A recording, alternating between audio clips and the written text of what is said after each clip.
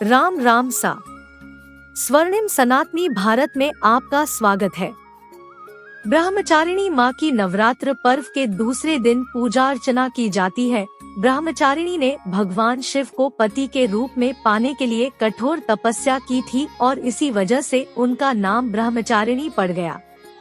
नवरात्रि के दूसरे दिन देवी के इसी स्वरूप की पूजा होती है। इनकी साधना और उपासना से जीवन की हर समस्या और संकट दूर हो जाता है।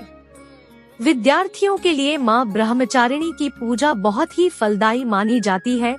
यहाँ ब्रह्मा शब्द का अर्थ तपस्या है। ब्रह्मचारिणी अर्थात तप की चारिणी, तप का आचरण करने वाली। कहाँ भी हेमवेदस्तत्वम तपो ब्रह्मवेद, तत्व और तप ब्रह्मा शब्द के अर्थ है।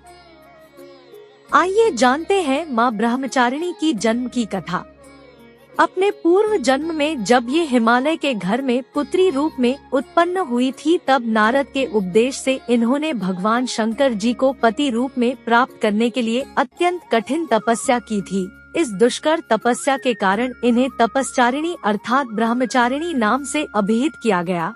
1000 वर्ष उन्होंने केवल फल मूल खाकर व्यतीत किए और 100 वर्षों तक केवल शाक पर निर्वाह किया था।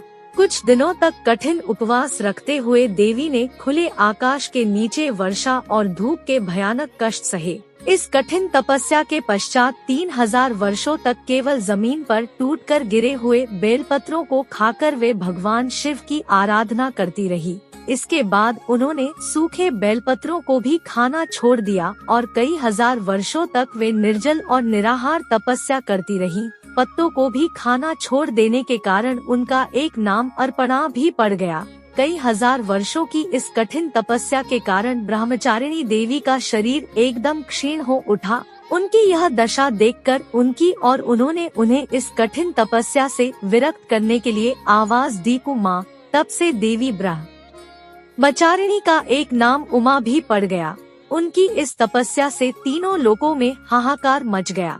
देवता, ऋषि, सिद्धगण, मुनि सभी देवी ब्रह्मचारिणी की इस तपस्या को अभूतपूर्व पुण्यकृत्य बताते हुए उनकी सराहना करने लगे। अंत में पितामह ब्रह्मा जी ने आकाशवाणी के द्वारा उन्हें संबोधित करते हुए प्रसन्न स्वर में कहा, है देवी, आज तक किसी ने ऐसी कठोर तपस्या नहीं की जैसी तुमने की है। तुम्हारे इस अलौकिक कृत्य की चारों ओर सराहना हो रही है। तुम्हारी मनोकामना सर्वतोभावेन परिपूर्ण होगी। भगवान चंद्रमौली शिवजी तुम्हें पति रूप में प्राप्त अवश्य होंगे।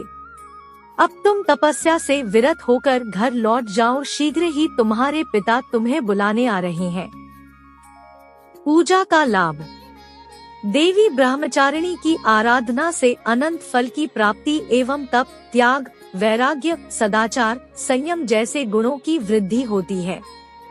जीवन के कठिन संघर्षों में भी व्यक्ति अपने कर्तव्य से विचलित नहीं होता। मां ब्रह्मचारिणी देवी की कृपा से उसे सर्वत्र सिद्धि और विजय की प्राप्ति होती है। लालसाओं से मुक्ति के लिए मां ब्रह्मचारिणी का ध्यान लगाना अच्छा है।